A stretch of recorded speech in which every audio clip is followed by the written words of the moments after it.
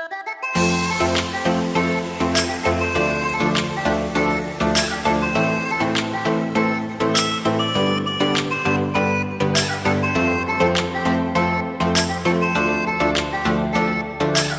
you meet a man that has done business with God for many years, he can read the writings on the wall and tell you, I know this move. When I was 17 years, this was how the formation of the revival started. And now I see that same formation. So he can guide you. An example of such a move and such an advantage was Eli and Samuel.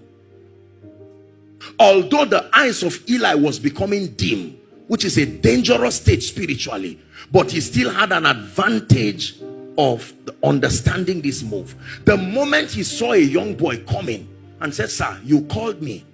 It's amazing that God used the voice of Eli to call Samuel. He didn't say, I had the voice of him. I came to you.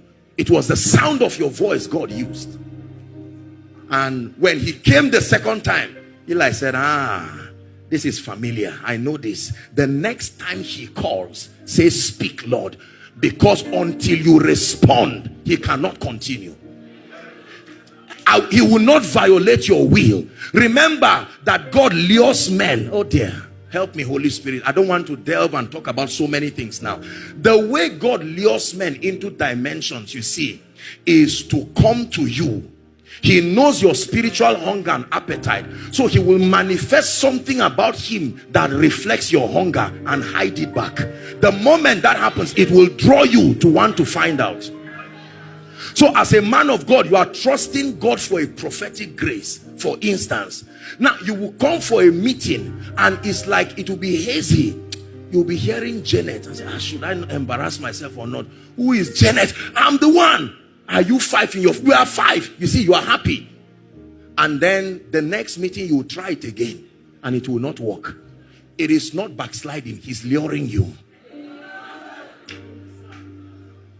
Dimensions in the spirit cannot only be believed. They can be tasted. Oh, taste and see. I've always used this example. Let me use it again. I come from the north. And many of you have them here, right? That these people that sell meat. Yes. They never allow you buy it. They allow you taste it first. Because they know that the awareness of what is in your pocket will shortchange their desire to extract more money from you. They know how to manipulate what is in your pocket. So they'll say, don't worry, there's no pressure. You can even go if you want to. They will dare you. And so you plan to spend 1,000 naira. And your wife is standing there with you. And then you taste one. What of this one? This one is like it has too much fat. They will bring out another one and say, this one doesn't have fat. You end up spending 5,000 naira there unplanned for.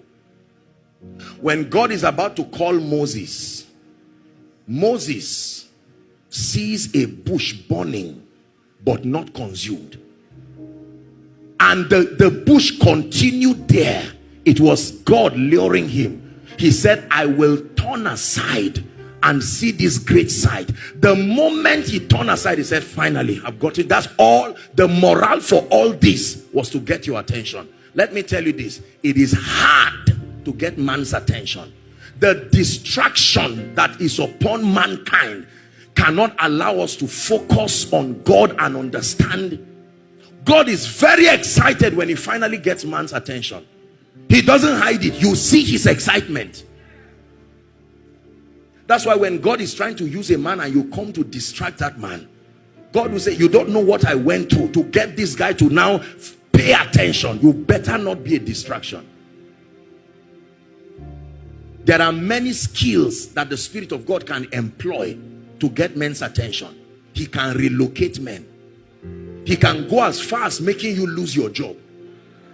And it doesn't matter in this economy because restoration is still possible. So it's only you that knows you are at a loss. In the economy of God, it doesn't make any difference. Because 6 months later, you can be back to what you would have been. So you are the only one who is feeling it as a loss. But I mean, the realm of the spirit is looking at you and saying, what is this guy saying? So God can be at liberty and comfortable to let you lose your job, because you think that if that job does not come, the salary of 5 months, and God is saying, look, there are weightier matters. This is not the issue of the job. It's the reason why when you are scared and pray some prayers, God just overlooks it and says, let's deal with the major issues. There is already a provision to tell you sorry later.